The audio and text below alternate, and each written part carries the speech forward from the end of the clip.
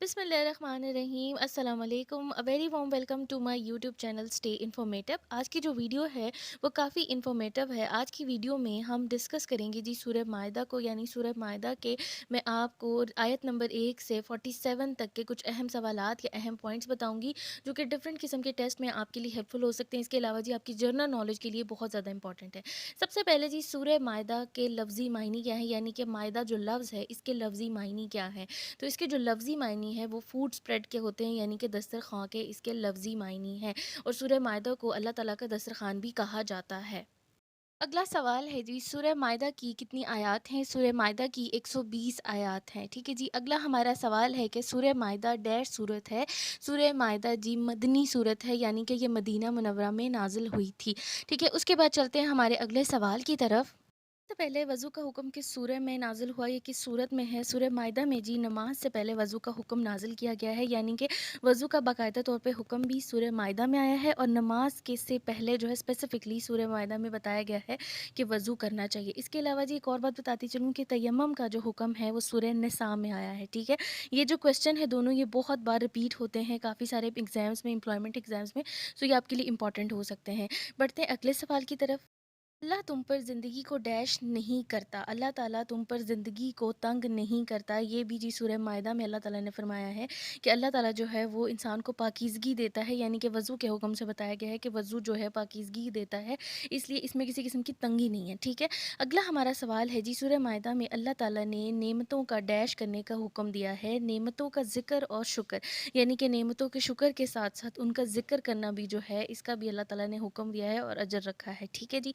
अगला सवाल है जी सूरह मायदा में अल्लाह ने डैश का हुक्म दिया है। सूरह मायदा में अल्लाह ताला ने ख़ास तौर पर अदल व इंसाफ का हुक्म दिया है, यानी कि इंसाफ को कायम करने का। बेशक आपकी किसी के साथ दुश्मनी हो तब भी आपने इंसाफ की बुनियाद पर जो है फ़ैसला करना है।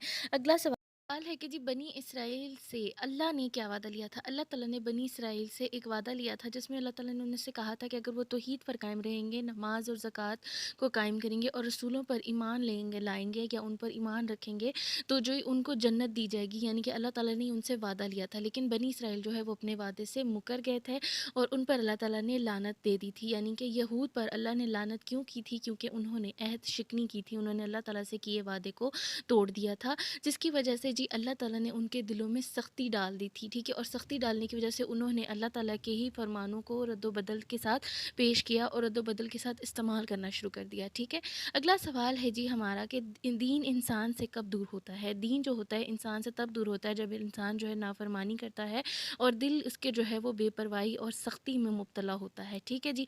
अगला सवाल है जी अल्लाह ने सूरह मायदा में डैश का हुक्म दिया है। अल्लाह ताला ने सूरह मायदा में दरगुजर और एहसान करने का हुक्म दिया है, यानी कि किसी से भी बदला ना लेने का हुक्म दिया, यानी कि जो है बेहतर ये है कि माफ़ कर दिया जाए या इसको एहसानन जो है वो माफ़ कर दिया जाए। नेक्स्ट हमारा क्वेश्चन है जी सूरह मायदा में कौन सी दो कौमों का जिक्र है। सूरह मायदा में जी अल्लाह ताला ने यहूद और नसारा दोनों का जिक्र किया गया है बारी बारी। ठीक है, अगला हमारा सवाल है जी सूरह मायदा में कुरान को डैश कहा गया है। सूरह मायदा में कुरान मजीद को रोशनी कहा गया है। ठीक है, स्पेसिफिकली रोशनी का लफ्ज़ इस्तेमाल हुआ है जो कि इंसान की पूरी ज़िंदगी को रोशन करता है और क़यामत तक जो है इसकी रोशनी फैली हुई है। अगला सवाल है जी हज़रत डैश का जिक्र सूरह मायदा में है। हज़रत मूसा अलैहिस्सलाम का जो है वो जिक्र किया गया है सूरह मायदा में, यानी कि बनी इसराइल से एसोसिएट है, इसलिए जी सूरह में हज़रत मूसा अलैहिस्सलाम का जिक्र किया गया है। अगला सवाल है आदम के दो बेटों का किस्सा डैश में है। आदम के दो बेटों का किस्सा जो है वो मुख्तसरन सूरह मायदा में मौजूद है। ठीक है, ये एक इंपॉर्टेंट क्वेश्चन है, ये आ सकता है कहीं भी आपसे पूछा जा सकता है। उसके बाद जो बहुत इंपॉर्टेंट क्वेश्चन है जो काफ़ी लोग कंफ्यूज कर जाते हैं वो ये है डैश ने डैश को कत्ल किया, यानी कि काबील ने हाबील को कत्ल किया गया था, क्योंकि हाबील की जो कुर्बानी थी वो अल्लाह ताला ने मंजूर कर ली थी और काबील ने हसद में आकर हाबील को जो है वो कत्ल कर दिया था और ये इंसानियत का पहला कत्ल था।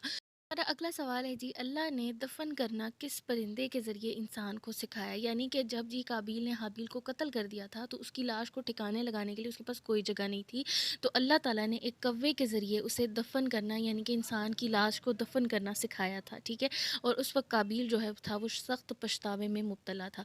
अगला हमारा सवाल जो है वो भी बहुत इंपॉर्टेंट सवाल है जी, चोरी की सज़ा क्या है? पहली बात ये याद रखें कि चोरी की सज़ा जो है वो सूरह माइदा में बताई गई है, ठीक है? इसको याद रखिएगा। सूरह माइदा में बताया गया है कि चोरी करने की जो सज़ा है वो हाथ काट देना है, ख्वाह मर्द चोरी करे या औरत चोरी करे, ठीक है? अगला हमारा सवाल है, अल्लाह की इनायत डैश से हासिल होती है? यानी कि जी अल्लाह की रहमत, अल्लाह की बरकत, अल्लाह की जो भी हमारे ऊपर नेमतें हैं वो किससे हासिल होती हैं? तौबा करने से, जब इंसान अपने गुनाहों से तौबा करता रहता है। अगला हमारा सवाल है जी, ख्वाहिशों की पैरवी से दिल में डैश आ जाता है? ख्वाहिशों की पैरवी से इंसान के अंदर जो है, इंसान के दिल के अंदर फितना आ जाता है, ठीक है? अगला हमारा जो सवाल है वो है जी, इंसान के पास जो भी है उससे इंसान की डैश होना बरहक है? सूरह माइदा में अल्लाह ताला फरमाते हैं कि इंसान को अल्लाह ताला ने जो भी कुछ दिया है, जो भी नेमतें दी हैं, उनसे इंसान की आजमाइश होना जो है वो बरहक है और आजमाइश होकर रहेगी। उसके बाद हमारा सवाल है जी, डैश का जिक्र भी सूरह माइदा में है। तौरात का, यानी कि तौरात जो एक आसमानी किताब है, उसका ज़िक्र जी सूरह माइदा में किया गया है, ठीक है? अगला हमारा सवाल है, तौरात में अल्लाह ने यहूद को डैश और डैश का हुक्म दिया? तौरात में अल्लाह ताला ने साफ़ तौर पर इंसाफ़ और क़िसास का हुक्म दिया है यहूदियों को, ठीक है? लेकिन वो इससे बरअक्स काम करते थे, यानी इसको नहीं मानते थे। अगला हमारा सवाल है, मसीह इब्ने मरियम ने डैश की तस्दीक की? मसीह इब्ने मरियम जो थे वो तौरात की तस्दीक करने वाले नबी थे और उन पर जी नाज़िल की गई थी इंजील, यानी कि वो तस्दीक करते थे तौरात की, लेकिन उन पर जो है वो आसमानी किताब जो नाज़िल हुई थी वो इंजील है, ठीक है? मसीह इब्ने मरियम पर इंजील नाज़िल हुई थी, ठीक है जी? उसके बाद हमारा सवाल है, सूरह माइदा में कितनी आसमानी किताबों का ज़िक्र है? सूरह माइदा में 3 आसमानी किताबों का ज़िक्र है। पहले कुरान मजीद का, फिर सूरह माइदा में जी तौरात का और इंजील का ज़िक्र है। जज़ाकल्लाह।